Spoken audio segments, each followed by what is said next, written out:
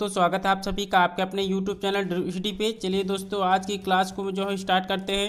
Allahabad high court group C का जो आपका पेपर हुआ है, उसके जो 25 प्रश्न आपके हिंदी के आए थे उसी को सॉल्व कराने जा रहे हैं। सबसे ऑथेंटिक जो है यहाँ पे क्वेश्चन का आंसर दिया जाएगा।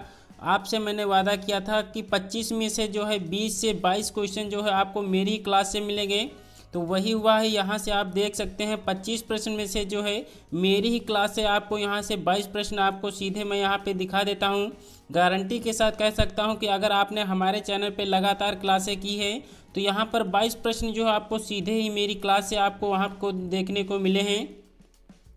तो चलिए बिना किसी देरी के पेपर को जो है एनालिसिस आपको कराते हैं। जो कि हिंदी का पहला प्रश्न आपसे पूछा गया था, रेखांकित शब्द के कारक भेद के उचित विकल्पों को चुनना है। मैंने राधा को पुस्तक दी, इसमें जो है कौन सा कारक का भेद था ये आपसे पूछा गया था।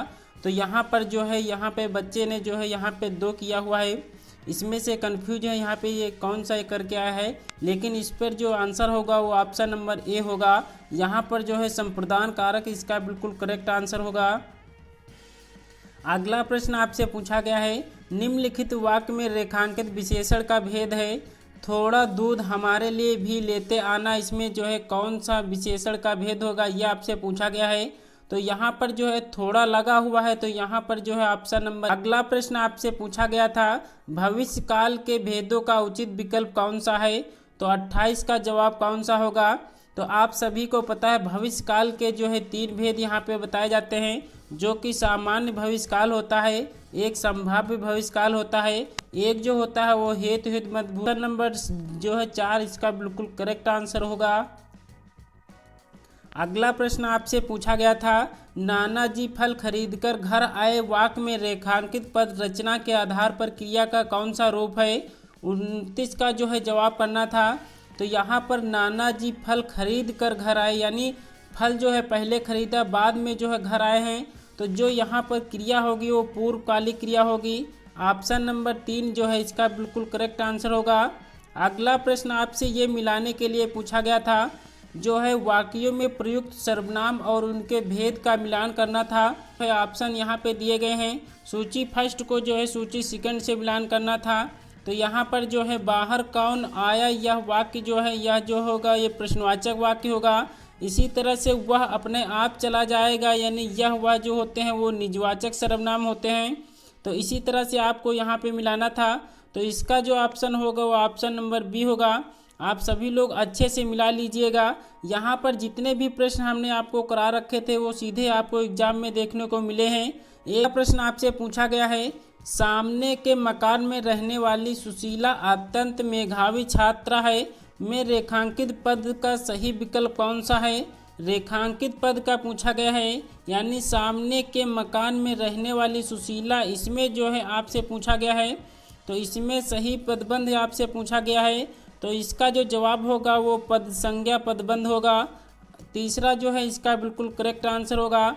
अगला प्रश्न आपसे पूछा गया है, जिसने लाल कमीज पहनी है वह मेरा पड़ोसी है, वाक्य का सरल रूपांतरण क्या होगा। इसका जो है सरल वाक्य बनाना था, ये आपसे पूछा गया है। तो लाल कमीज वाला मेरा जो है पड़ोसी है, यह जो है बिल्कुल सरल वाक्य के रूप में बनेगा। तो ऑप्शन ए जो है इसका बिल्कुल करेक्ट आंसर होगा। अगला प्रश्न आपसे पूछा गया है, निम्नलिखित का उचित मिलान कीजिए। यहाँ पर जो है वाक्यांश के लिए एक शब्द आपसे पूछा गया है, वहीं आपको मिलान करना था। तो 33 का कौन सा इसका सही जवाब होगा। तो जिज्ञासु जो होता है वो जिसमें जानने की इच्छा हो, यानी आप ए का जो है थर्ड होगा। परोक्ष जो है वो जो आँखों के सामने ना हो, तो इसका जो है बी का जो है फोर्थ होगा। निशाचर जो होता है वो जो रात में घूमने वाला होता है। आसक्ति जो होती है जिसमें शक्ति ना हो, तो सी का जो है सेकंड होगा। तो यहाँ पर जो 33 का जवाब होगा वो ऑप्शन नंबर 3 होगा। तो ऑप्शन सी इसका बिल्कुल करेक्ट आंसर है। अगला प्रश्न आपसे पूछा गया है, निम्नलिखित युग्म में से क्रोध को दर्शाने वाले मुहावरे का सही समूह क्या होगा। 34 का जवाब करना है। तो आपको हमने यहाँ पे पढ़ा रखा था कि लाल पीला होना जो है क्रोध में आता है, खून खौलना जो है ये भी क्रोध के रूप में दर्शाता है, आग बबूला होना ये भी दर्शाता है, दांत पीसना जो है ये भी दर्शाने के लिए होता है। तो इसमें जो है ऑप्शन बी जो है पीठ दिखाना, यह कोई यहाँ पर नहीं होता है। पीठ दिखाना इसका जो है बी जो है जहाँ पर आपको दिखे वह जो है ऑप्शन यहाँ पे गलत होगा। तो देखते हैं कौन सा इसका सही होगा। यानी जो 2 में दिया गया है यहाँ पर भी बी दिया गया है, तीसरे में भी बी दिया गया है, चौथे में भी दिया गया है, ए में जो है नहीं दिया गया है, इसलिए ऑप्शन नंबर ए सही होगा। ए सी डी ई जो है इसका बिल्कुल करेक्ट आंसर होगा।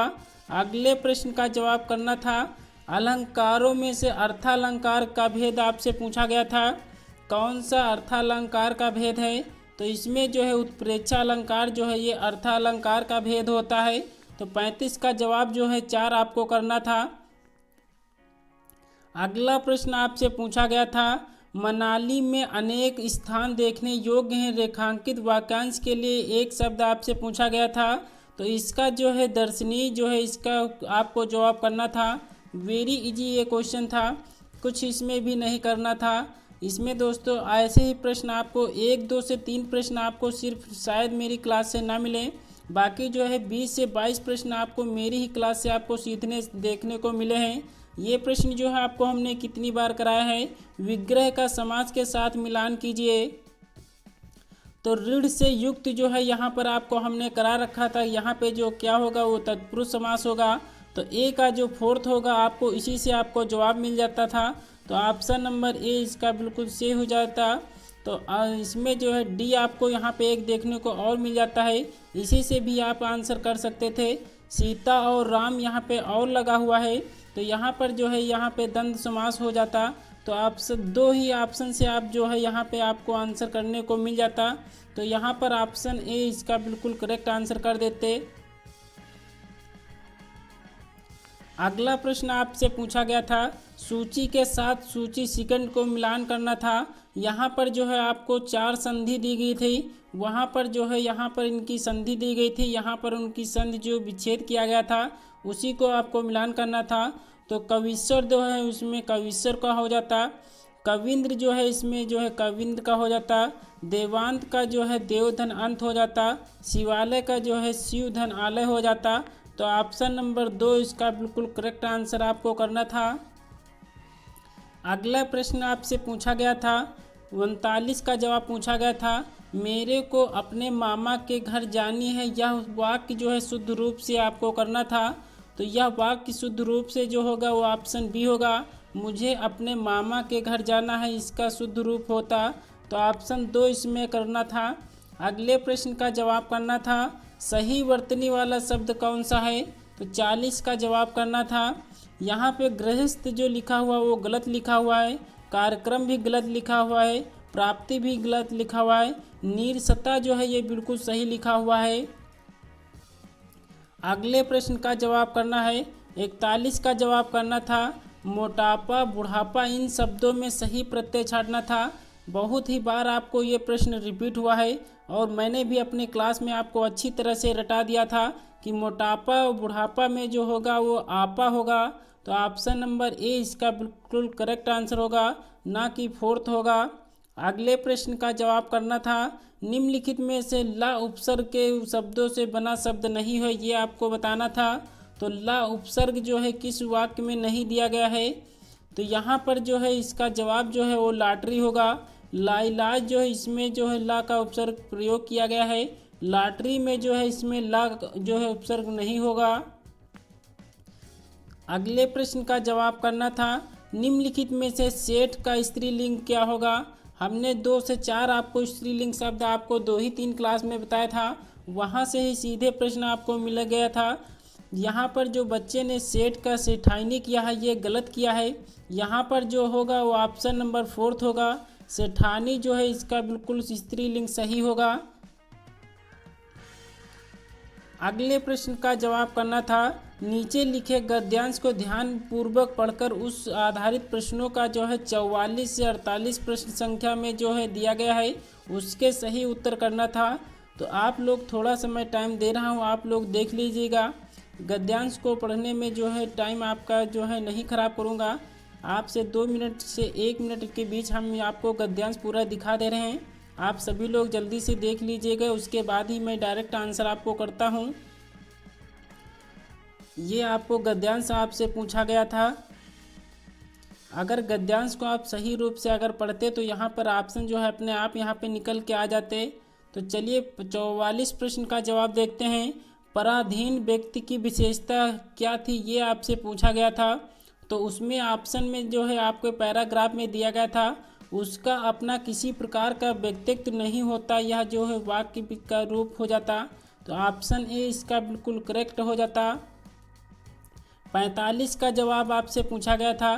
प्राणी की प्रवृत्तियां तब कुंठित हो जाती हैं जब वह क्या होता है, तो वह जो है क्या होता है, ये आपसे पूछा गया है।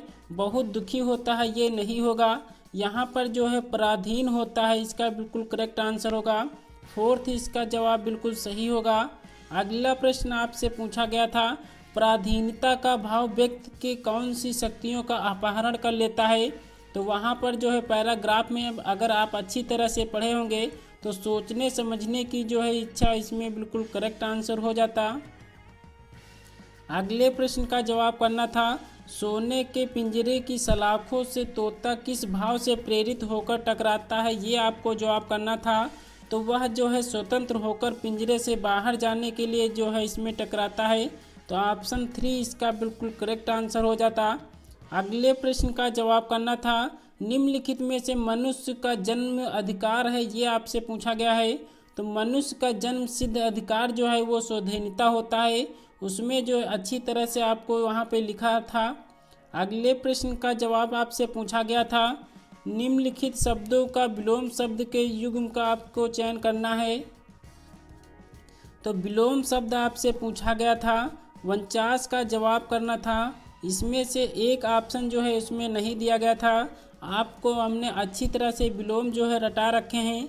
अस्त का जो है उदय होता है, रुचि का जो है आरुच होता है, अथ का जो है व्यर्थ नहीं होता है, आविर्भाव का जो है तिरुभाव होता है, विरक्ति का जो है अनुरुक्त होता है। तो यहाँ पर जो है इसका सी जो यहाँ पे दिया गया है वो जो है बिल्कुल गलत विलोम दिया गया है। तो जहाँ पर सी होगा उसको हम जो है पहले ही हटा देंगे। तो ऑप्शन सी जो है फर्स्ट और थर्ड फोर्थ में दिया गया है, लेकिन यहाँ पे ऑप्शन 2 जो दिया गया है ए बी डी ई जो है इसका बिल्कुल करेक्ट आंसर होगा। तो यहाँ पर आपको 2 ऑप्शन में क्लिक करना था। अगले प्रश्न का जवाब आपसे पूछा गया था, होनहार विद्वान के होते चिकने पार लोकोक्त हेतु का उचित अर्थ आपसे पूछा गया था। तो ये प्रश्न आपको कितनी बार हमने रिपीट करा रखा था कि होनहार के लक्षण प्रारंभ से ही प्रकट होने लगते हैं। तो ऑप्शन 3 इसका बिल्कुल करेक्ट आंसर करना था। दोस्तों हमने 25 प्रश्न आपको जो आपके इलाहाबाद हाईकोर्ट ग्रुप सी में पूछे गए थे उसका जो है एनालिसिस आपको करा दिया है। तो आज की हम यहीं पे पेपर को एनालिसिस को हम समाप्त करते हैं। नेक्स्ट जो है वीडियो में आपको जीके जीएस के जो प्रश्न आए थे उसका जो है एनालिसिस आपको जल्दी करा देंगे।